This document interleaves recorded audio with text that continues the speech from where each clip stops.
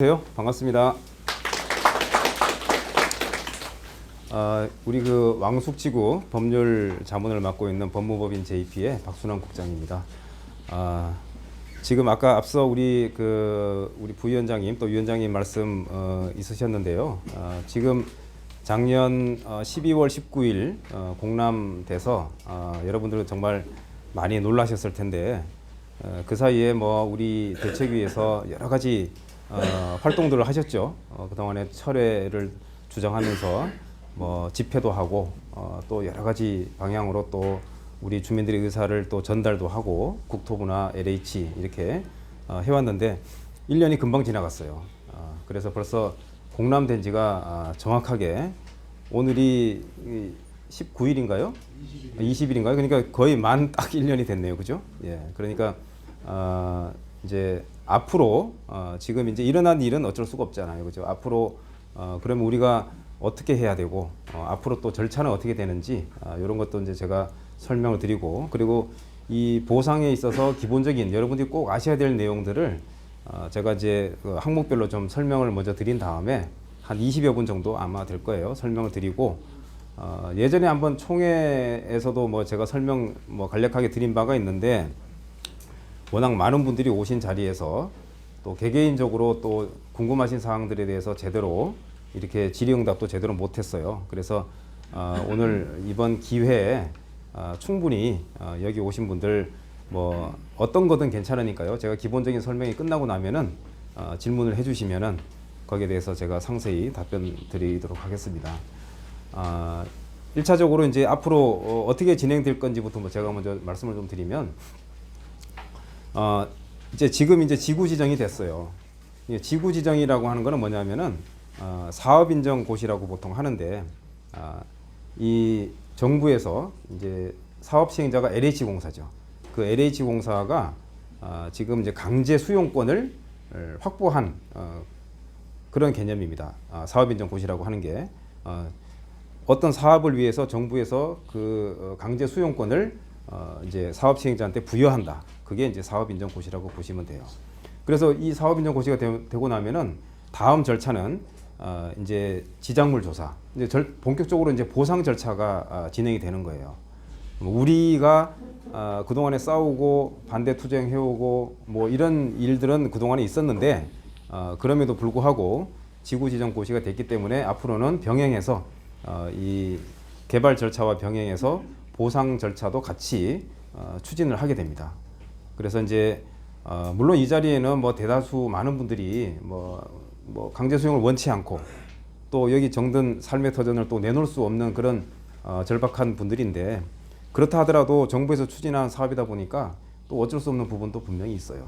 그래서 어찌 됐든 간에 앞으로 어떻게 되는지 잘 아셔야 되고, 혹여나 내가 잘 몰라서 그러한 뭐 내 재산권의 피해를 보거나 손해를 보면 안 되지 않습니까? 그래서 오늘 이 자리에서는 그런 부분을 좀 궁금증을 해소하고 또 이런 그 보상에 대한 절차 이런 정보를 좀 가지고 돌아가셨으면 좋겠습니다.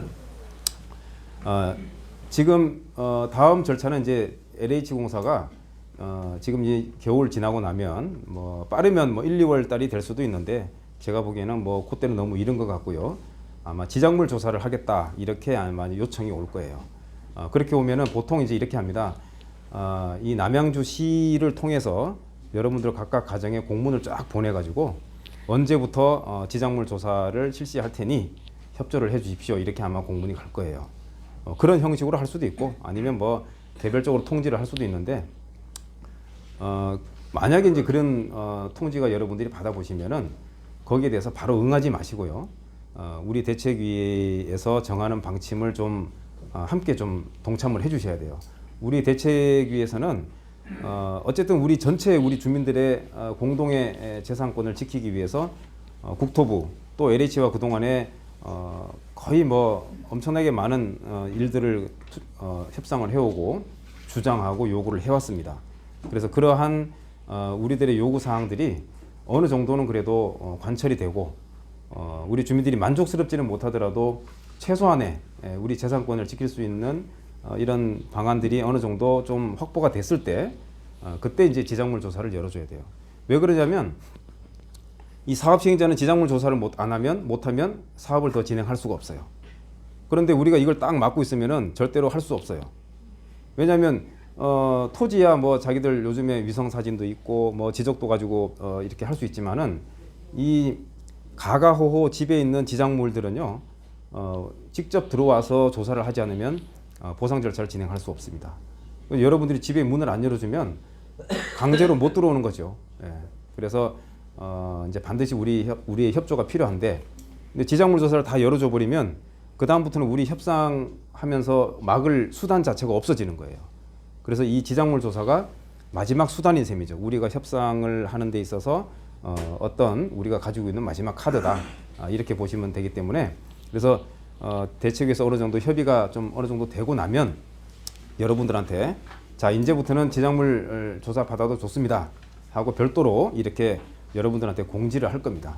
그때까지는 꼭 어찌 됐든 간에 개인적인 행동으로 이렇게 하지 마시고 대책위에서 요청하는 대로 좀 따라주시면 좋겠습니다. 그게 우리 전체 재산권을 지키기 위한 길이니까요. 예. 그 당부 말씀 좀 먼저 드리고, 그 다음에 이제 만약에 지작물 조사가 됐어요. 실시가 됐어요. 대책위에서도 오케이 이제는 받으세요, 이렇게 통보가 갔어요. 그런 상황에서는 여러분들은 반드시 그 지작물 조사에 적극 참여를 해야 돼요. 그때부터는. 그래서 LH공사가 연락이 와서 약속을 잡았어요. 그럼 그 잡은 약속 날짜에 어디 가지 마시고 반드시 참석을 해서 이 지작물 조사에 같이 응해줘야 됩니다. 그 지작물 조사라고 하는 건 뭐냐면은 보상을 할 목록을 작성하는 거예요. 그러니까 그 집안에 여러 가지 그 집에 시설된 건축물 외로 추가로 시설된 것이나 또는 뭐 토지에 뭐 비닐하우스나 뭐 심어진 나무라든가 심지어는 뭐 마당에 있는 뭐 조경석 하나까지도 다 보상 대상인 거예요. 그런데 보상 대상이 어떤 것인지 조사를 하는데 그 조사에 잘못하면 누락될 수도 있지 않습니까? 그죠? 빠질 수도 있고. 그런 빠지는 것이 없도록 여러분들이 잘 챙기셔야 된다는 거예요. 그래서 나중에 조서가 작성이 되면은 여러분들이 그걸 다시 또 재차 확인하는 절차도 있어요. 그래서 그걸 확인해 보고, 예를 들어서 나무가 내가 원래 심어진 나무 그루스보다 적게 산정이 됐다든지 또 여러 가지 시설이 빠진 게 있다든지 보상 대상에서 이런 것들이 있으면은 여러분들이 반드시 이의 제기를 하셔서 제대로 보상을 받아야 되기 때문에 반드시 지작물 조사에 응하셔야 된다. 함께 참석을 해서 적극적으로 관여를 하셔야 됩니다.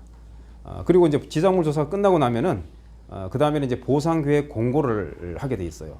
보상계획 공고는 자 언제부터 어떻게 감정평가해서 보상은 어떻게 언제쯤 하겠습니다 하고 이제 보상 대상이나, 그러니까 그 지작물 조사를 통해서 목록을 작성한 그거를 첨부해 가지고 공고를 하는 거예요. 그래서 보상계획 공고를 하게 되면 이제 곧 이제 감정평가에 돌입을 하게 됩니다. 그래서 보상계획 공고 열람 만료일로부터 30일 이내에 우리가 우리 주민 추천 평가사를 선정해서 LH의 사업 시행자한테 통보를 해야 돼요. 추천을 해야 되는 거죠. 그러면 그 평가사 한 명, 그 다음에 사업 시행자 측에서 또 한 명을 선정을 하고, 그 다음에 때에 따라 지자체에서 또 한 명을 선정을 해서 원래는 총 3명이 이렇게 이제 평가를 해서 감정 평가를 합니다. 물론 뭐 지자체는 우리 편인지 아닌지 좀 불분명하기 때문에 때로는 우리가 빼달라 이렇게 요구를 하기도 하고, 그래서 요즘에 많이 빼기도 합니다. 그래서 이제 빼면 2명이서 하는 거고 포함해서 하면 3명이 이제 감정 평가를 하는 거예요. 그 평가에서 그 평가사들이 이제 감정 평가를 해서 나중에 이제 개별적으로 여러분들한테 보상 금액을 다 통지를 하는 거죠.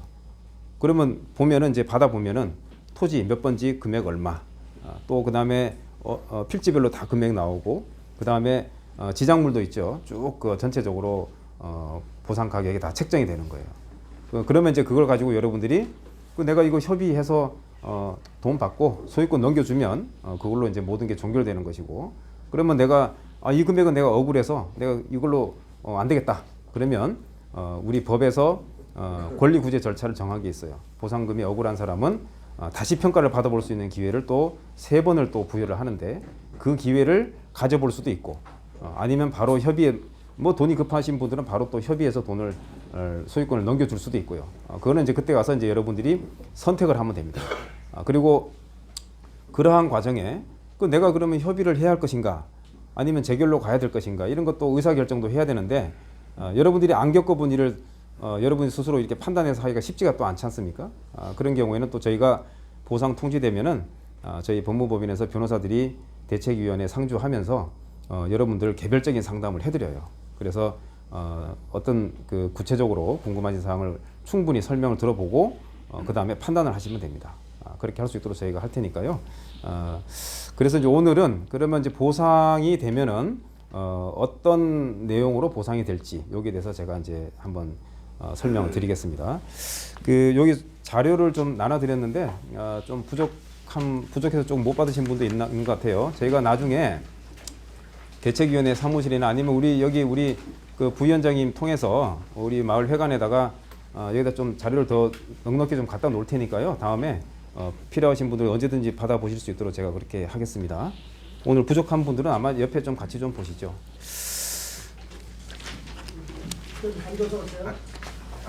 예, 그럴까요?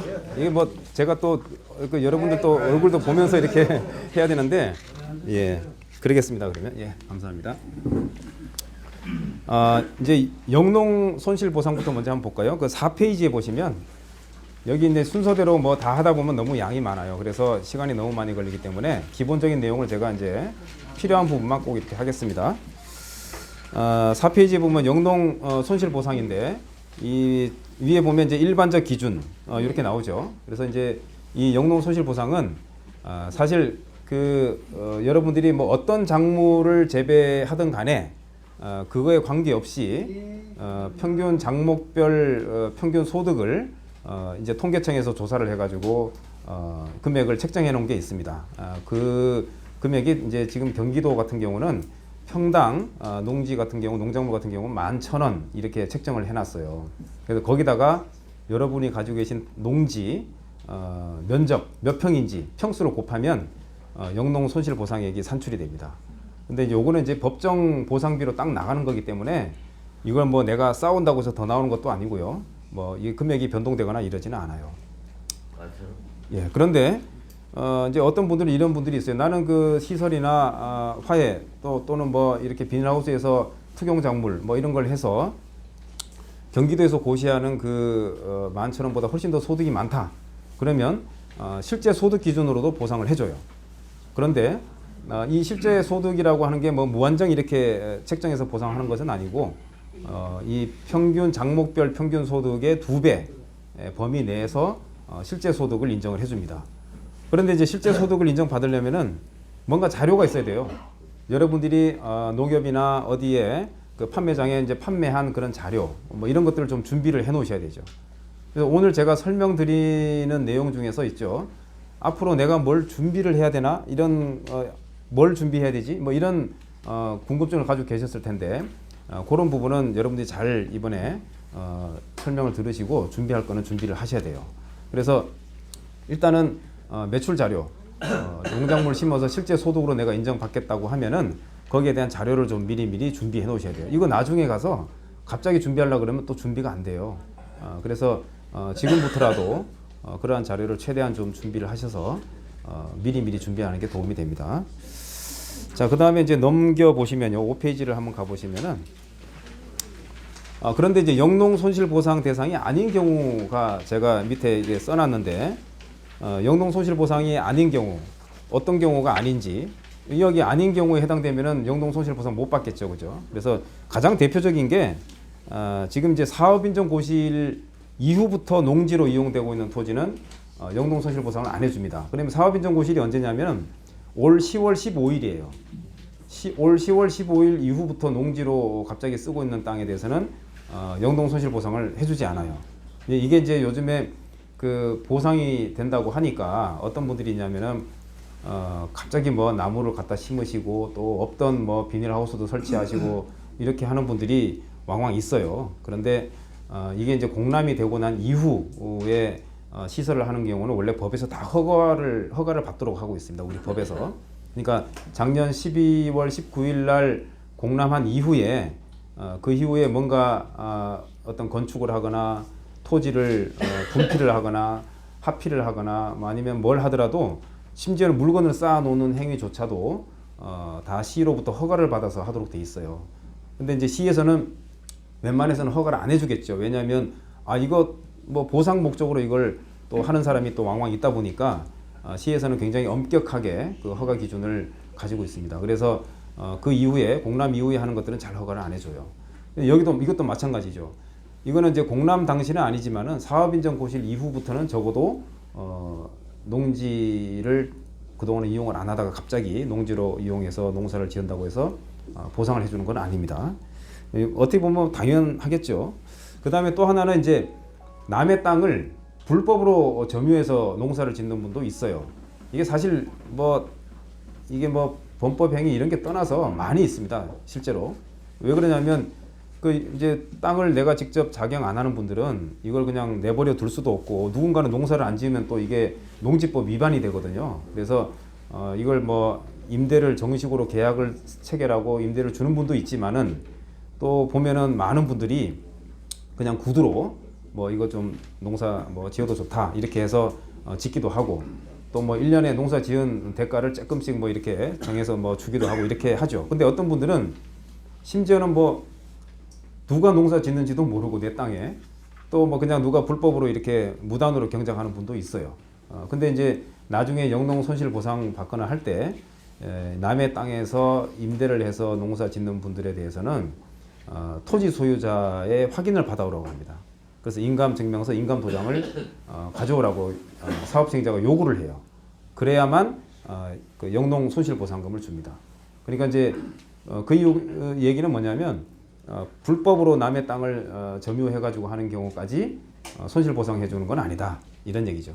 그래서 이제 항상 국가기관에서는 적법한 경우에 뭘 해주지 불법인 경우에 해주는 경우는 거의 없어요. 그래서 여러분들이 지금 이제 그 소유자가 대부분이시겠지만은 그 임차인하고의 어떤 관계 이런 것도 잘 지금 협의를 미리 해놓으시는 게 좋아요. 근데 내가 이거 도장 안 찍어준다고 내가 이제 토지주 입장인데 도장 안 찍어준다고 무조건 나한테 유리하냐? 꼭 그렇지도 않아요. 왜냐하면 이 농지는요. 만약에 여기 현지에 거주하는 농민이 임대를 해줬어요. 그런 경우에는 나중에 이제 영농손실보상을 임차인하고 실제 경작한 사람하고 누가 얼마나 받아갈 것인가 이걸 정할 때 우리 토지주가 여기 살고 있는 농민인 경우에는 협의가 되면 협의된 대로 나눌 수 있고요. 협의가 안 되면 반반 나누게 돼 있습니다. 우리 법에. 그런데 이 토지주가 여기에 현지에 거주하지 않는 농민이 아닌 경우에 그런 경우에는 이 경작자가 다 가져가게 돼 있어요. 그러면 이제 이게 또 어떤 문제가 있냐면은 뭐가 연관이 되냐면은 이 영농 손실 보상을 받으면 나중에 이제 뒤에 또 제가 설명드릴 텐데 상가 딱지라 그래서 또 근린 생활 시설 생활 대책 용지 물론 근린 생활 시설 용지를 공급하는데요. 이 생활 대책 용지를 또 이제 주고 안 주고 문제가 또 결정이 되는 거예요. 그래서 그런 것 때문에 임차인 분들은 어떻게 해서든 이걸 또 이 생활 대책 용지를 받기 위해서 임대인이 나 이제 계약 더 연장 안 하고 이제 그만할 테니까 나가시오 해도 계속 농사를 짓습니다.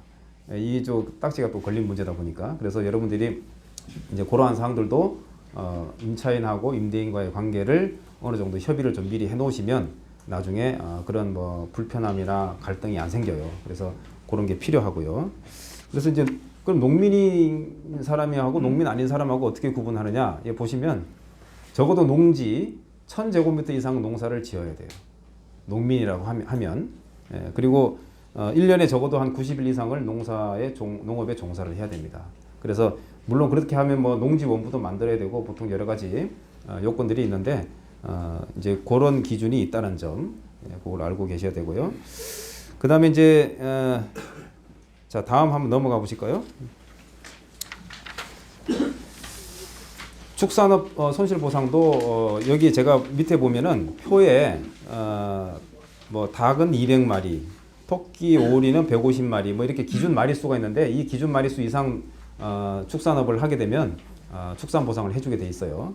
그리고 밑에 보면 8번에 보면 이주대책 나오죠. 이주대책은 아주 중요하고 또 재산적 가치가 크기 때문에 여러분들이 잘 알고 계셔야 됩니다. 보통 이제 우리 원주민들 주택을 가지고 계신 분들, 여기 뭐 삶의 터전으로 살고 계신 분들이 수용으로 인해서 강제로 여기서 땅을 빼앗기게 되면은 어디 다른 데 정착지로 가셔야 되잖아요. 그죠? 그래서 그 원주민들을 위해서 우리 법에서 이렇게 이주 대책을 세워주게 돼 있습니다. 그 이주 대책은 뭐냐면 보통 이제 이주자 택지라 그래서 집을 지을 수 있는 땅을 이제 정부에서 싸게 공급을 하는 제도가 있어요. 그런데 이 이주자 택지는 재산적 가치가 크다 그랬죠. 어떤 분들이 해당이 되는지를 여러분이 잘 아셔야 돼요. 첫째는 가옥이어야 됩니다. 주택에서 그 주택을 공람공고, 그러니까 작년 12월 19일 기준으로 1년 전부터 2017년이겠죠. 그러면 12월 19일 이전부터 그 가옥을 소유하고 그 다음에 소유한 분이 직접 거주를 해야 돼요. 그래야만이 이주자 택지 대상이 되는 거예요. 이 여기서 중요한 점이 뭐냐면은 뭐 근생 건물이나 그 다음에 뭐 관리사, 그 다음에 뭐 다른 기타 뭐 축사, 또 뭐 부속사, 뭐 이런 용도로 그 건축물 대장에 보면은요, 그 건축물의 용도가 써져 있어요. 거기에. 그래서 그 용도 외로 쓰지 않으면 이걸 또 불법으로 봅니다.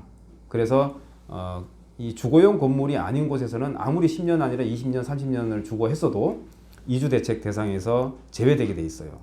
그래서 반드시 주택이어야 되고, 또 이런 경우 있죠. 주택인데 명의는 내 명의로 돼 있는데 실제 거주는 나는 다른 데 거주하고 있고 사업지구 밖에서 거주하고 있고 거기 거주하는 분은 부모님이다. 그럼 안 나온다는 거죠. 부모님 명의로 돼 있으면 반드시 부모님이 사셔야 되고, 내 명의로 돼 있으면 내가 거기 살았어야 이주대책 대상이 된다는 거예요. 그래서 부모 자식 간에도 그걸 인정을 안 해줘요. 그 이주대책은. 왜냐하면 그 살던 사람들을 위해서 이주대책을 세워주는 것이기 때문에 그렇습니다. 그래서 이제 그 점이 또 중요하고요. 다만 이런 거는 있어요. 내가 이 집이 원래 여기서 소유하고 있는데 이 사업지구 안에서 나는 여기다 세를 주고 바로 근처에서 내가 이 사업지구 안에서 살았다. 그러면 거주한 것으로 봐줍니다. 동일한 집이 아니더라도 사업지구 안에서는 상관이 없는데 적어도 이 지구 밖에 살거나 외지에 살게 되면은 거주를 안 하게 되면은 못 받습니다. 그리고 이제 이 이주자 택지는 가격이 굉장히 좀 싸게 공급을 하는데요.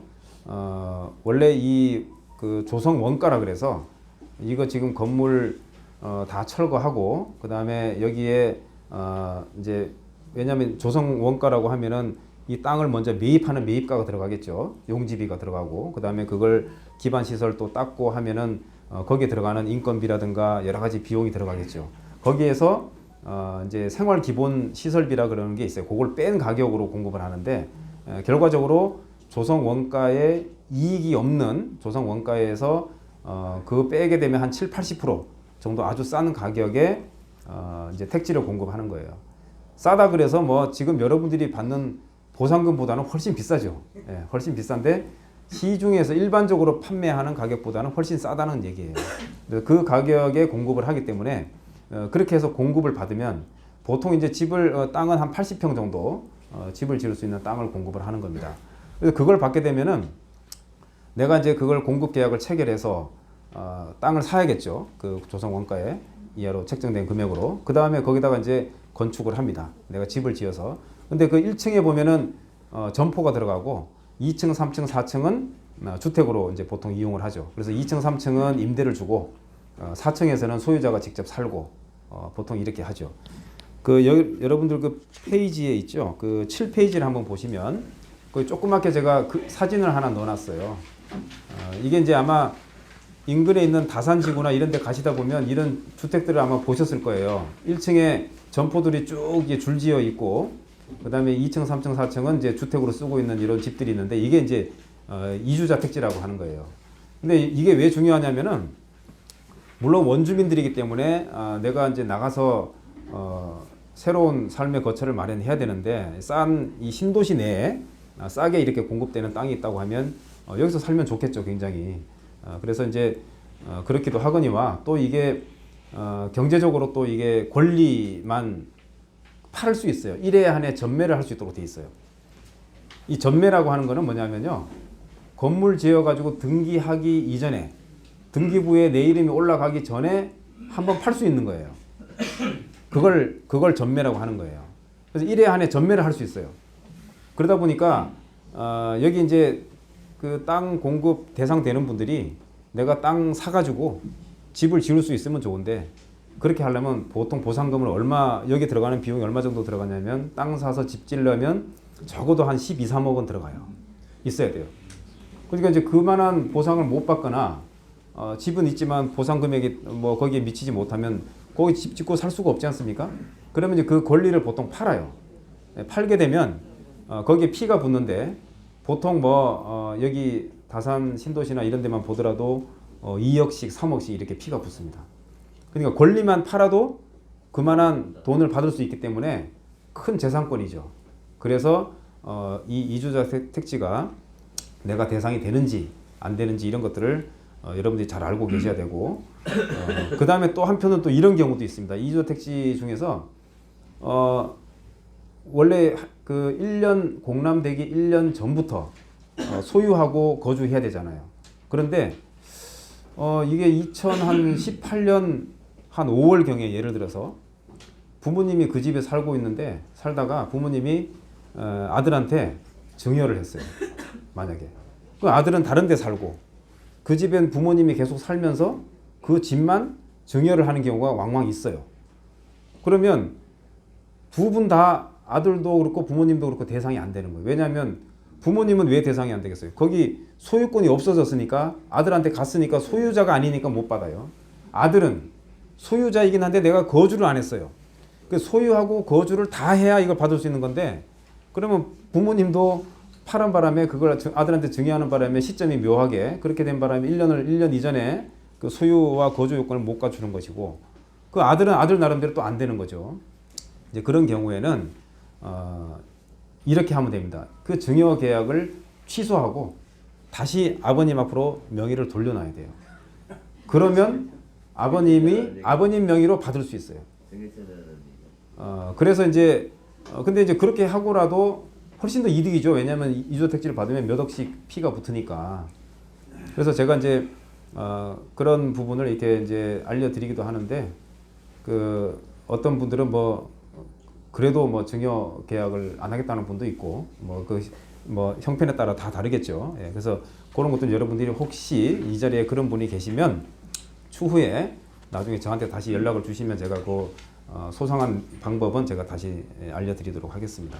그래서 이주자 택지는 매우 재산적 가치가 크기 때문에 여러분들이 내가 되는지 안 되는지 잘 알고 계셔야 돼요. 그 다음에 이제 그 다음 페이지 한번 넘겨보실까요? 그러면 이제 거기는 이제 생활대책이라고 나오죠. 생활대책도 관심이 굉장히 많습니다, 여러분들. 뭐냐면 이게 이제 일명 그 상가딱지라고 하는 그런 거예요. 이거는 이제 요건이 뭐냐면 이제 영농 손실 보상을 받거나 영업 보상을 받는 분들 중에서 어떤 특정한 조건이 되는 분들한테 이 상가딱지를 공급을 하는데 이제 조금 구체적으로 말씀드리면은 공람되기 작년 12월 19일 기준으로 1년 전부터 영업을 해서 영업 보상을 받거나 그 다음에 공람되기 1년 전부터 농사를 지어서 영농 손실을 보상 받는 분 중에서 그 면적이 또 제한이 있어요. 노지 같은 경우는 2,000제곱미터 그러니까 한 600평 이상에서 농사를 지어야 되고 비닐하우스 같은 경우는 660제곱미터 약 한 200평 정도 되죠. 그 정도 이상에서 농사를 지어서 영농 손실 보상 받는 분들한테 물론 거기에는 축산 보상도 해당됩니다. 그렇게 받는 분들한테 생활 대책 용지라 그래서 상가딱지 그러니까 8평짜리 소유자한테는 8평 임차인한테는 6평 이렇게 공급을 해요. 정확하게는 소유자한테는 27제곱미터 임차인한테는 20제곱미터 이렇게 이제 공급을 하는 거예요. 그러면 이제 여러분들 가만히 생각해 보세요. 아니 내가 27제곱미터 받아서 내가 뭘 하지? 그럼 좀 의문이 생기잖아요. 27제곱미터 8평밖에 안 되는데 그 8평 받아가지고 내가 거기다가 건물을 지을 수도 없잖아요. 뭘 하겠어요. 근데 그걸 그래서 어떻게 하냐면은 이거는 여러분들이 많은 분들이 모여가지고 8평짜리 가진 분이 뭐 50명이 모이든 40명이 모이든 이렇게 모여가지고 큰 땅을 받는 거예요. 그래서 조합을 만드는 거죠. 여러분들은 조합원에 가입을 하고 조합을 만들어가지고 그 조합 단위로 공급을 하는 거예요. 이 생활대책용지를 개개인한테 공급을 하는 게 아니에요. 그러면 이제 여러분들이 우리 뭐 대책위가 나중에 중심이 되든 아니면 여기 뭐 다른 분이 중심이 되든 간에 조합을 결성합니다. 그래서 나중에 보상될 때 되면은 여러 막 조합들이 생겨나요. 그 어느 조합에 들어가야 되죠. 이거 받으려면. 그래서 조합원이 근데 보통 보면 이제 우리 대책위원회에서 이제 중심이 돼서 보통 조합을 결성하니까 거기에 보통 많이 하겠죠. 그래서 그 조합원이 돼서 이걸 딱지를 받으면은 이것도 마찬가지로 권리금이 있어요. 그러니까 이제 큰 땅을 받아가지고 이 사업자가 보통 붙습니다. 그래서 이제 거기다 건물을 지어 주상복합이나 이런 걸 지어가지고 나중에 분양을 해서 분양 수익을 나눠 가지는데 그렇게 하면 또 기간이 또 길게 걸려요. 그러니까 이제 보통 어떻게 하냐면 조합을 만든 다음에 그걸 그 권리를 다 업자들한테 팔아요. 팔게 되면 그게 이제 그 8평짜리 하나가 보통 피가 붙는데 뭐 1,000만 원이 될 수도 있고 2,000만 원이 될 수도 있고 뭐 3,000만 원이 될 수도 있고 그건 그때 가봐야겠죠. 그걸 사겠다는 사업자들이 많으면 가격이 자꾸 올라갈 것이고 사겠다는 사람이 아예 없으면 피가 형성이 안 됩니다. 그래서 그런 권리를 보통 일명 여러분들이 상가 딱지 이렇게 얘기합니다. 그걸. 근데 그 딱지라고 해서 그 8평을 그냥 주는 게 아니에요. 어떤 분들도 그걸 그냥 주는 걸로 알고 계신데 주는 게 아니고 살 수 있는 권리를 줍니다. 살 수 있는 권리를 주는 거예요. 그래서 이제 가격은 또 일반적으로 좀 싸죠. 감정 가격에 공급을 하니까 감정 가격에 살 수 있는 권리를 주는 거예요. 그걸 이제 조합 단위로 받아서 보통 사업을 해서 보통 수익을 가져가는 그런 형태로 하고 있습니다. 그래서 그 상가 딱지 해당되는지 안 되는지 저한테 굉장히 질문들이 많이 오시는데 제가 이런 우리 주민총회나 설명회 같은 거 한번 하고 나면은 이제 그 저희가 이제 연락처를 쭉 나눠드리다 보니까 하루에 뭐 지금도 있죠. 평일날도 제가 전화 수십 명씩 전화를 제가 받아요. 수십 분들한테. 근데 그 중에서 한 반 이상이 이 생활대책용지 요건이 해당되는지 안 되는지를 물어보는 그런 질문들이 많아요. 그래서 요거는 이제 여러분들 잘 알고 계시면 도움이 될 거고요. 자, 그 다음에 협의 양도인 택지라고 있죠. 협의 거기가 9페이지에 보시면 협의 양도인 택지. 요거는 뭐냐면은 이것도 마찬가지로 아까 그 이주자 택지하고 약간 비슷한데 일정한 요건이 되는 분들한테 집을 지을 수 있는 땅을 공급하는 게 이제 협의 양도인 택지예요.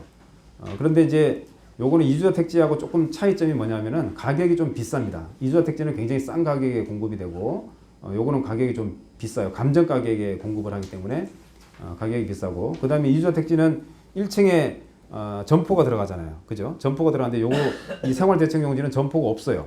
그냥 단독